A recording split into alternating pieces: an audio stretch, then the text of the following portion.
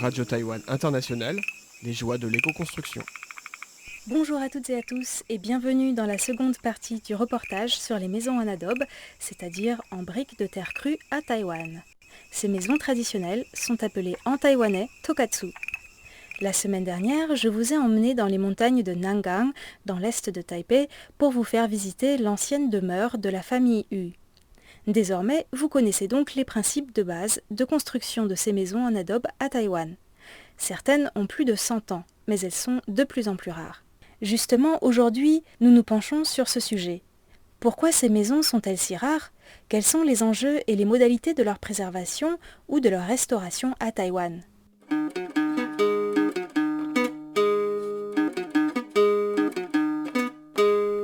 Lors de ma visite de l'ancienne demeure de la famille Yu, j'ai eu la chance de rencontrer M. Guo Xiannan. C'est un ami des frères Yu. Il est prêtre taoïste et s'intéresse à la culture traditionnelle. Nous avons discuté des possibilités de réhabilitation des tokatsu.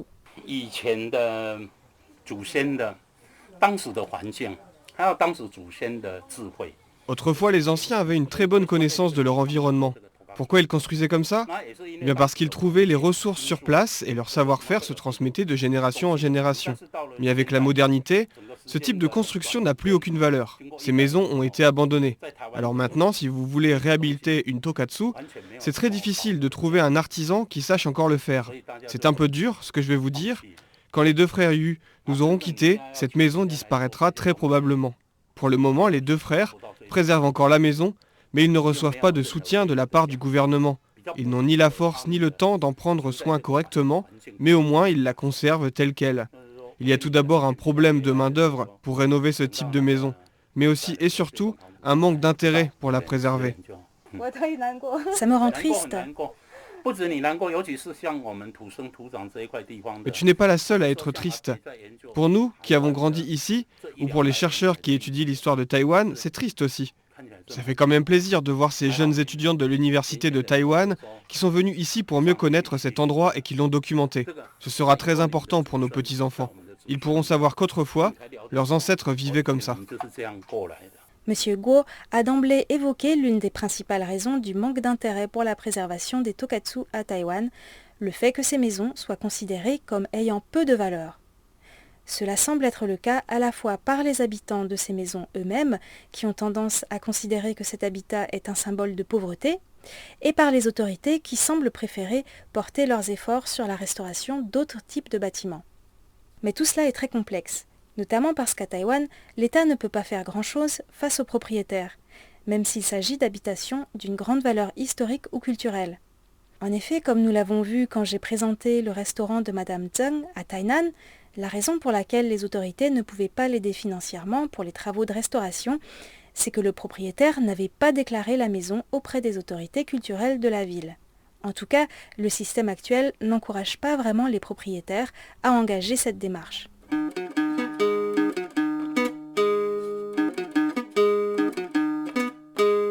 Qiu Shiluan est étudiante en aménagement du territoire à l'université de Taïwan.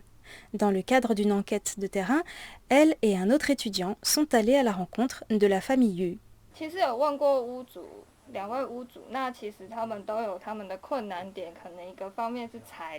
En discutant avec les frères Yu, je me suis rendu compte de plusieurs difficultés auxquelles ils sont confrontés. La première, c'est leurs ressources financières limitées.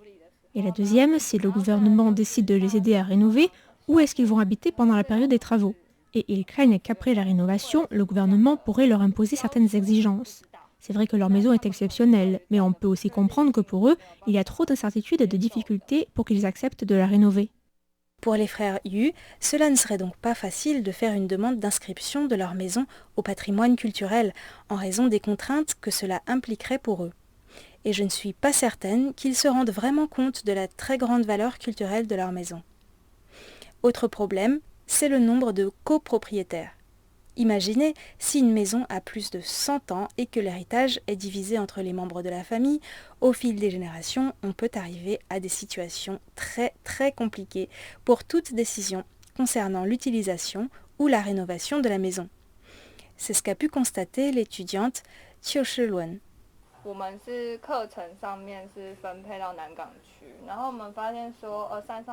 Dans le cadre de nos cours, nous avons fait des recherches sur l'arrondissement de Nangang et on a découvert que dans la montagne, il y a cette maison qui a plus de 100 ans et qui a été construite en matériaux locaux.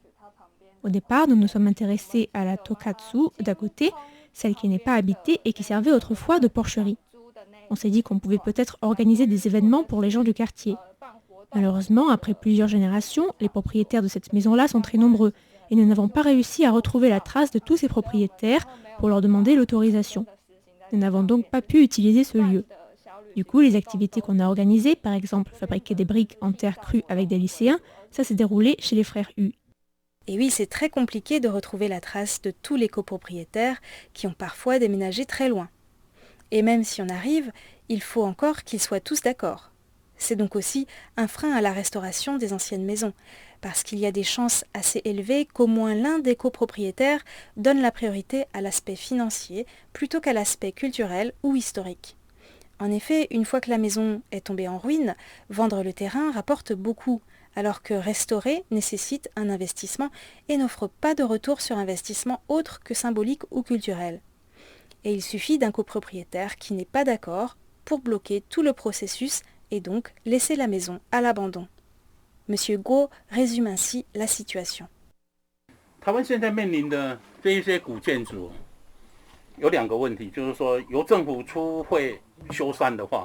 Concernant les vieilles maisons, il y a deux problèmes à Taïwan. Si c'est le gouvernement qui finance leur restauration, les propriétaires doivent accepter les exigences des autorités.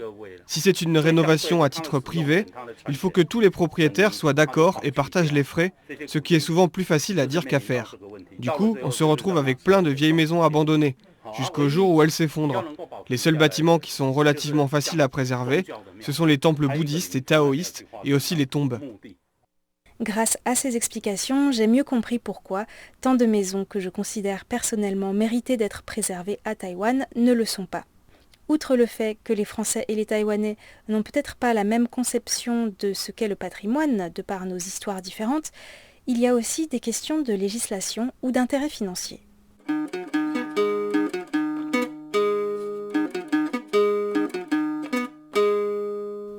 Mais est-ce que ces difficultés pour préserver ou restaurer les anciens bâtiments sont plus importantes pour les tokatsu que pour les autres types de construction ?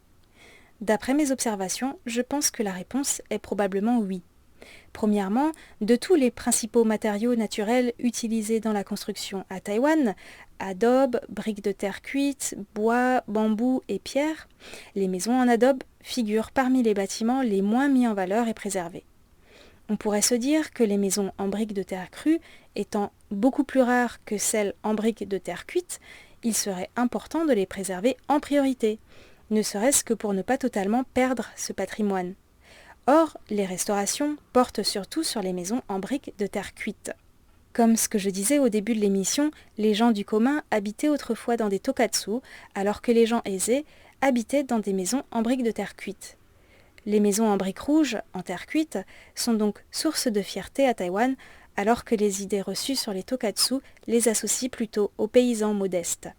C'est peut-être aussi un peu pour cela qu'elles sont considérées comme méritant moins d'attention. Et il y a peut-être aussi des idées reçues quant à la solidité des tokatsu. Certes, beaucoup ont disparu lors des tremblements de terre, mais certaines y ont bien résisté, notamment grâce à une structure en bambou à la fois solide et flexible, placée entre les adobes, que l'on ne voit pas de l'extérieur. Mais quand une maison est inhabitée et qu'elle n'est pas entretenue, qu'elle soit en terre, en bois ou en béton, elle s'abîme. Et parfois on a tendance à se dire qu'en mettant une couche de ciment sur les murs en adobe, ça permettra de mieux conserver la maison. Or, c'est justement ce qu'il ne faut absolument pas faire. Le ciment empêche les murs de respirer, l'humidité se concentre alors à l'intérieur des murs et la terre crue a donc tendance à s'effriter.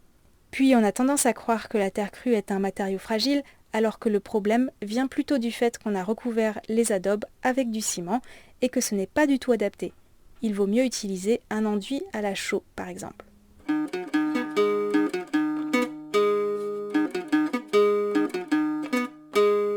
À mes yeux, les tokatsu ont une grande valeur, à la fois historique, écologique, esthétique et en termes de savoir-faire traditionnel. Mais ce ne sont pas, ou pas encore, les valeurs qui sont mises en avant actuellement dans la société taïwanaise concernant le secteur de l'habitat, comme le constate M. Guo.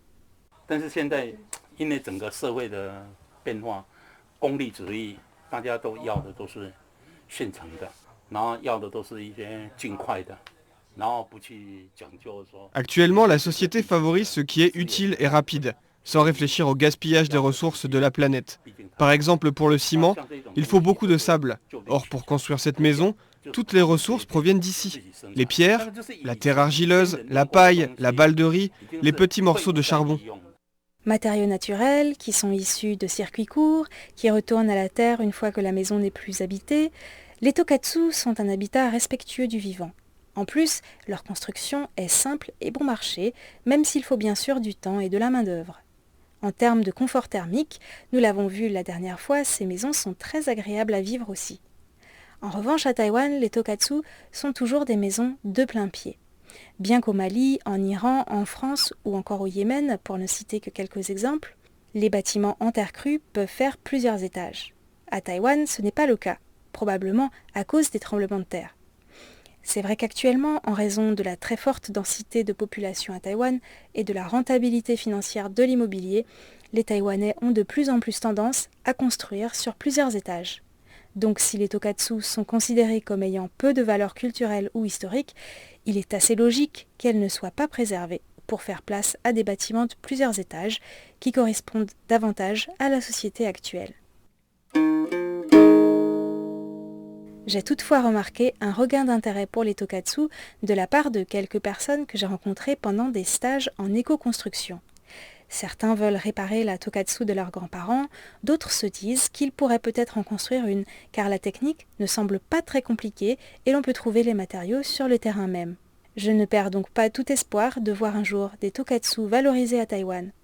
Depuis quelques années, le ministère de la Culture taïwanais soutient d'ailleurs des initiatives d'artisans pour transmettre leur savoir-faire traditionnel. Par exemple, j'ai participé récemment à un stage pour apprendre à construire des murs en bambou tressés et en terre crue, et ce stage était subventionné par le ministère de la Culture. Je vous en parlerai justement dans l'émission de mardi prochain, à ne pas rater. En attendant, je vous souhaite une bonne semaine à l'écoute des programmes de RTI.